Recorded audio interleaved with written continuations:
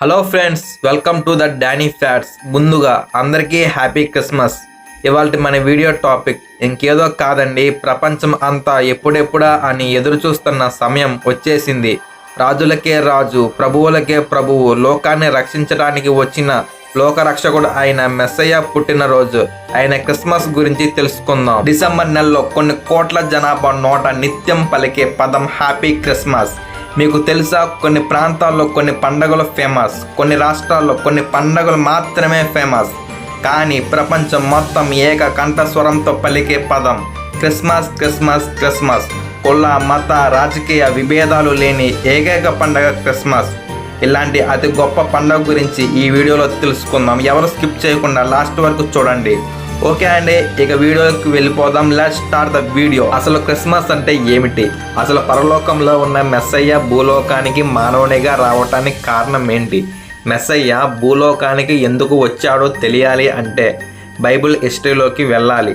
మొదటిగా దేవుడైన యెహోవా ఆదియందు భూమిని, ఆకాశమును, సముద్రాలను, ప్రకాశించు సూర్య చంద్రులను, అనేక కోట్ల నక్షత్రాల సముదాయాన్ని సృష్టించాడు. అలాగే భూమి మీద నివాసించుటకు మొదటి మానవుడైన ఆదామును, అలాగే అతని నుండి వచ్చిన మొదటి స్త్రీ అయిన హవ్వను కూడా సృష్టించాడు దేవుడు.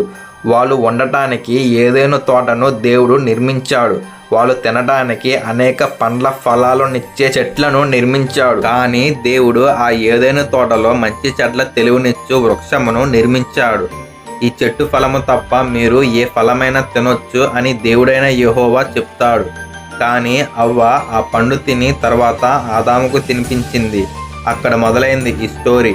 వాళ్ళు ఆ పండు తిని పాపములో పడిపోయి దేవునికి దూరమయ్యారు. అక్కడ నుండి భూమిపై జనాభా పెరుగుతున్నారు. అలాగే పాపము కూడా విపరీతంగా పెరిగిపోతుంది. ఆ పాపులందరిలో నీతిమంతుడైన నోవాహును గుర్తించి దేవుడు నోవాహుతో ఇలా అన్నాడు, అతి భయంకరమైన జలప్రలయాన్ని సృష్టిస్తాను. నువ్వు ఒక పెద్ద ఓడను నిర్మించి నువ్వు నీ సంతానము అందులో ఉండండి.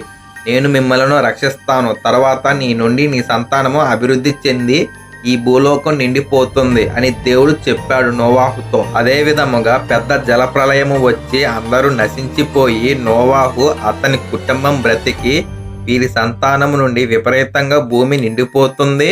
అలాగే పాపము కూడా పెరిగిపోతుంది. పాపము పెరిగిపోవడం వలన మనిషికి మనశ్శాంతి లేక, సమాధానము లేక, సంతోషము లేక, నెమ్మది లేక, సుఖము లేక మనిషి అల్లాడిపోతున్నాడు. మనిషి జీవితం బాగుండాలి అంటే మనిషి దేవుని వద్దకు వెళ్ళాలి.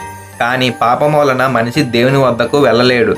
కాబట్టి సాక్షాత్తుగా ఆ దేవుడే మనిషి బాగుండాలి, బంగారంలా ఉండాలి అని కన్యక అయిన మరియమ్మ గర్భమున బెత్లెహేములో పశువుల పాకలో జన్మించి మానవుని యొక్క పాపములను తన రక్తమును చిందించి ఆ రక్తముతో వారి పాపములను కొట్టివేస్తాడు. ఓకే అండి, ఈ వీడియో మీకు నచ్చింది అనుకుంటున్నాను. ఇలాంటి వీడియోస్ మళ్ళీ చూడాలనుకుంటే మన ఛానల్ని సబ్స్క్రైబ్ చేయండి. Thanks for watching video.